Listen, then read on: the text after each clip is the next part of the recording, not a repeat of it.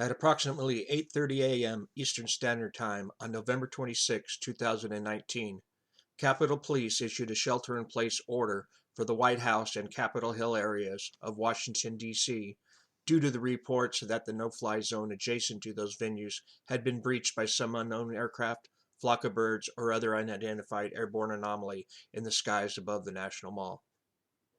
However, to date, there has been no definitive explanation by any authorities of what the anomaly actually was, or whether it was a man-made or a natural event. In fact, the news media as well as the internet has reported nothing further about the incident since the original date of the occurrence. However, that is about to change. So stay tuned and then decide for yourself if the lockdown was merely a pretense to what just may have occurred hours earlier in the dark of the night in the vicinity of one of America's very few BSL-4 laboratories. As a result of the horrific attacks on the Twin Towers of the World Trade Center that occurred on September 11, 2001, a no-fly zone was put in place around Washington, D.C., for the purpose of protecting all of the government infrastructure located below it, such as the White House and the Capitol building. Since that time, there has been only a few minor breaches of that airspace which required a shelter-in-place order to be given to buildings within that zone. On November 26, 2019, just such an order was given, as there were reports that some sort of airborne anomaly had breached that airspace without the required permission. This led to a lockdown of the affected buildings that lasted less than an hour after it was determined that there was no threat to the government or to the public. However, hours earlier, in the dark of the night, an ominous object appeared in the skies, approximately 30 miles north-northeast of the boundary of the no-fly zone. The following images that captured this event were taken utilizing some of America's most advanced weather satellites.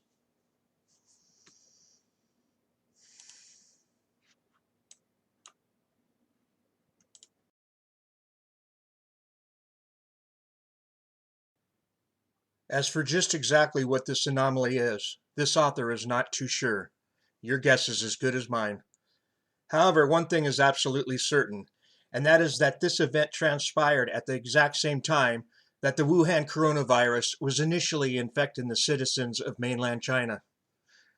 Therefore, for the sake of argument, this author will take the position that this anomaly over the skies of Maryland was a deliberate biological attack on the United States of America. As to who could have done such a thing, I will leave that to you to decide.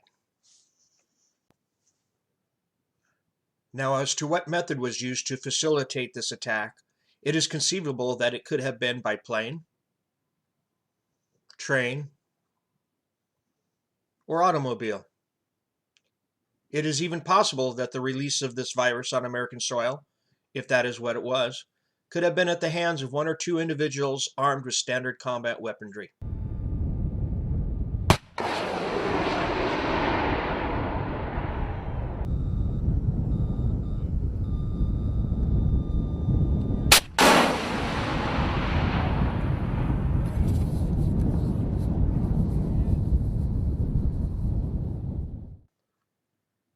However, and regardless of the hows, whens, wheres, and whos, the fact remains that this anomaly was located at the same spot that is the geographic epicenter of the current pandemic that is haunting America.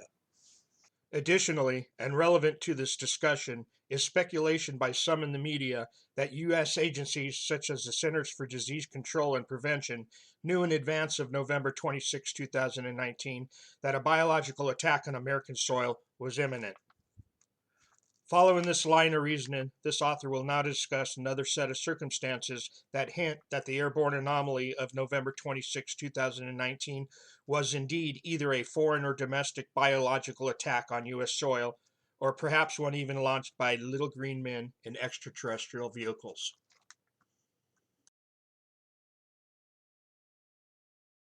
Coincidentally, or maybe not, right about the same time of the first appearance of this anomaly on satellite images, a bizarre traffic accident occurred less than 8 miles from what has been calculated as being ground zero of this airborne event. The accident involved a trash truck leaving the highway, breaching a wall, and then flying off of the Conowingo Dam down to the driver's death 80 feet below. What this means, who knows? Maybe the accident and the airborne anomaly had nothing to do with each other. However, and for those who do not put too much weight on coincidences, the accident could have occurred because the driver was momentarily distracted by a bright light source emanating from ground zero, since that's the direction he was facing. Or perhaps he was in the wrong place at the wrong time and was therefore removed from the equation by the powers to be because he either just had or was about to witness something that was not for his eyes to see. To back up this possible scenario, this author points out that the doomed trash truck and soon to be deceased driver, God rest his soul, was hauling construction debris from 2 states away at around 2 a.m. in the morning, and when the nearest landfill along his route in Maryland was prohibited by law from accepting that type of solid waste. And even if it did accept that type of waste, the landfill wouldn't be open for business for another 5 hours or so.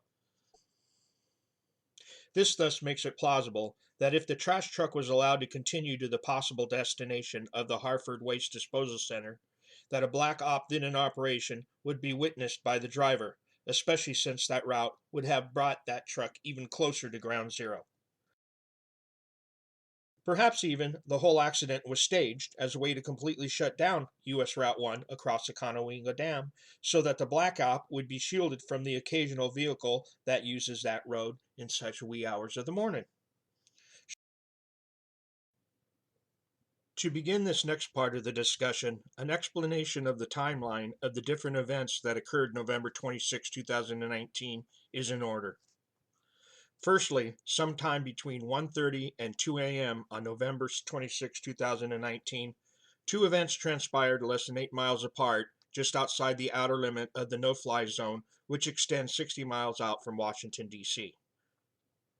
One of these events is the airborne anomaly that we have discussed already, as well as the traffic accident where a trash truck loaded with construction and demolition debris careened off the side of the Conowingo Dam, claiming the life of the driver. As to which of these incidents happened first, this author is only certain that they both occurred within a tight 30-minute window between 1:30 and 2 a.m. on November 26, 2019. Next in line of the events of that day is, of course, the shelter-in-place order, which locked down Washington, D.C. between approximately 8:30 and 9:30 a.m. Eastern Time. The next event of interest that happened is more of a situation than an actual event. It involved this author's attempt to download satellite data and images from various U.S. weather satellite government databases in the days and weeks following the lockdown. For instance, attempts by this author to download satellite images he had viewed immediately following that day proved futile, as many of these images and data files had either been edited or outright scrubbed from the internet. One example is a file that plainly shows that the images were altered at 1500 hours Zulu, as the satellite view of ground zero goes from showing only a few clouds to a view of nothing but clouds, an obvious illegal tampering of a federal government document. Confirmation of this tampering is found by comparing other satellite images that were located in non-governmental databases. Plainly, on the date and time frame in question, the cloud covering these two images do not match.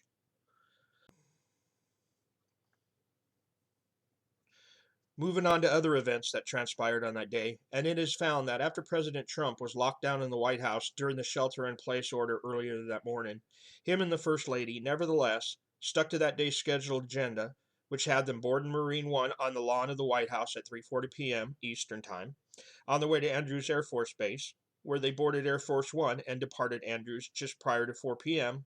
Eastern Time, on their way to Florida for a political rally. It is during this time frame that some very strange satellite images appear, and as just discussed, also disappear. To begin, it should be noted that on November 26, 2019, the time difference between the east coast of the United States and UTC, or Zulu time, is -5 hours. This means that at 4 p.m. Eastern Time, Zulu time would be 2100 hours.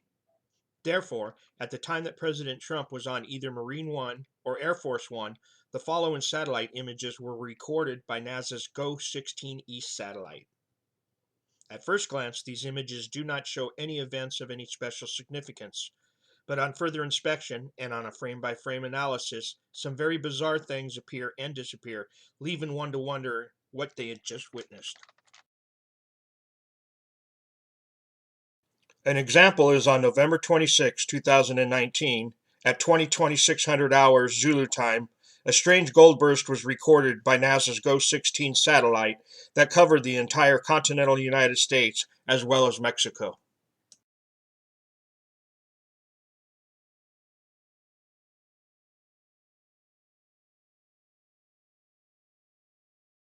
This event lasted only 2 video frames, but each frame was a composite of data from 6 separate frequency sensors.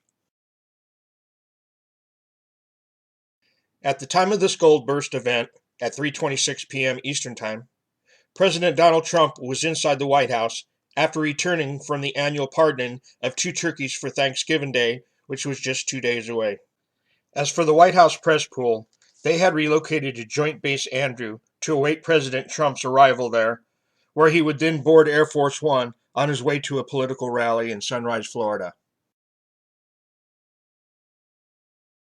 President Trump and his party, which included some of the reporters that had been outside during the gold burst event, boarded Air Force One at 4:10 p.m. Eastern, which subsequently took off a short time later on its way to Florida. As for what this gold burst event was, this author suggests that it is a possibility that it was some kind of technology designed to protect the United States from a biological attack by sterilizing or decontaminating the atmosphere with either ultraviolet or electromagnetic energy.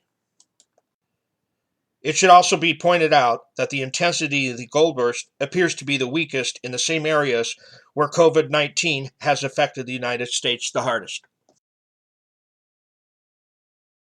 Moving on, the remainder of this presentation will touch briefly on 3 other events that occurred in the Northeast United States on that same day of November 26, 2019.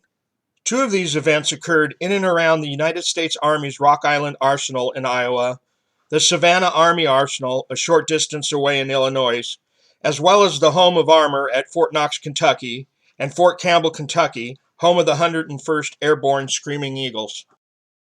As the only evidence provided is visual in nature, the remainder of this presentation will rely on the viewer's ability to decide for themselves if they are real or imaginary events.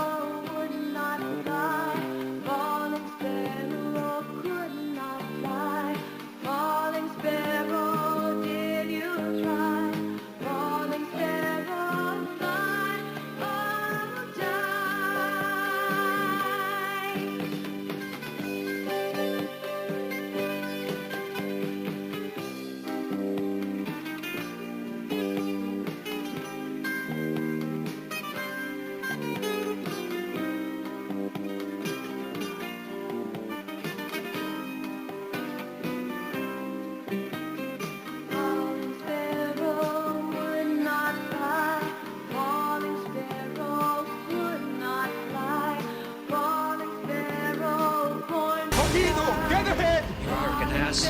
You've killed us.